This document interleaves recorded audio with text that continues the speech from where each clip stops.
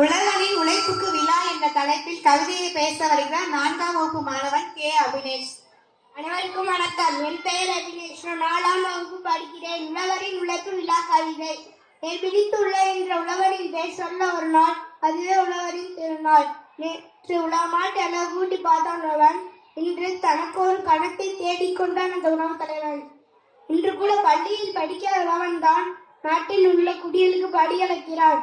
அந்த கல்லாத உழவன் தான் தன் உடலை வில்லாக வளைத்து நாட்டிற்கு உணவளிக்க காட்டில் காய்கறி செடி வளர்க்கிறான். நாடு நிமிர்ந்து நிற்கத்தான் உழவன் காட்டில் குனிந்து நிற்கிறான். நாட்டை மானத்தோடு மறைக்கத்தான் காற்றில் கோமணத்தோடு நிற்கிறான். ஒரு மானத்தை மறைக்க ஆடையாக்கும் பருத்தி வீழ்ச்சி செல்லும் அவன்தான். அவனும் அந்த ஆதலின் மகன்தான். ஒரு வயது வளர்க்க வயலில் பயிர் நட்டான் உழவன். சமீபத்தில் பிள்ளையான மழையை கொடுத்து அளவிட்டான் அந்த இறைவன். அந்த உழவு தலைவனுக்கு விழா எடுத்தான் பண்டைய தமிழன். கனவு தொழிலை நம்பி உணவு தொழிலை எதிராக நினைத்தான் இன்றைய தமிழன்.